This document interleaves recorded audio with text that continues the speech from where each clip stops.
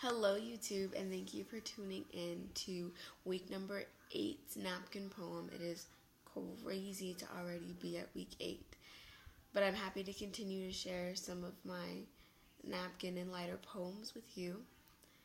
If you watched the video last week, I had mentioned that I was going to be in Denver, Colorado for the National Society of Black Engineers Fall Regional Conference, and I actually just got back from that this morning. But this poem came to mind as I was walking the streets of that downtown area. It is entitled A Full Life. There were holes in his tired shirt, and his sole and shoes were far from new, as if time had only hurt they were apart, separating in two. Dust and grime claimed his khaki pants, and a pack desperately clung to his back, and as his head was down, I saw his journey and tried to completely retrace the track. Was it the twirl of her hair that emptied his pockets and led his heart into the dark? Or was it the painful betrayal of an occasional loyalty that left a lasting mark?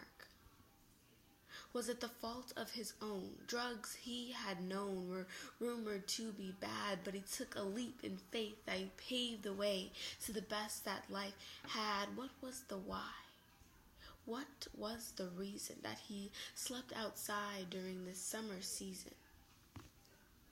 Money, yes, cash he had not, and the clothes on his back were likely his only, and as tears welled in my eyes, I tried to disguise my prayer that he wasn't also lonely, but when he turned around, I stopped. A smile tickled his lips and contagiously jumped to mine. Big and brown, his eyes were a special brand of kind. Brewing of hatred he was far from. His demeanor told a story of how he had won. It could have been anything to get him to this spot, but he had the faith now that his life wouldn't stop. It wasn't the earthly things of this world that he desired.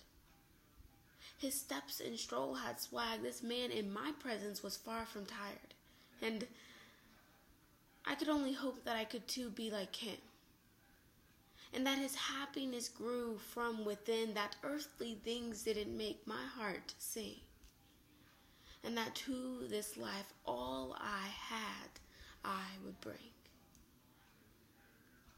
This poem is deeply rooted in part in even my experience at the convention, where I could be sitting next to someone in the exact same spot, in the exact same state, city, convention, all of that, and have such entirely different stories. I was talking to one of my friends, and some of the things that he had to go through to get to where he was today was breathtakingly inspirational. And it just reminded me that whether you're homeless, as the man was in this poem, or you're just exploring life, it could be in the classroom, it could be in the work environment, you really never know what someone's going through, what they have gone through, and their story, unless you take the time to ask. Now it's so nice to know that differences do exist, and I feel as a people we should do all we can to embrace them, because the one thing we're not going to be is the same. But if you like this week's poem, I encourage you to give me a thumbs up, to share it, and if you haven't already, to subscribe. I appreciate all the support I get, and I hope you have a great week. Thank you. Bye, everybody.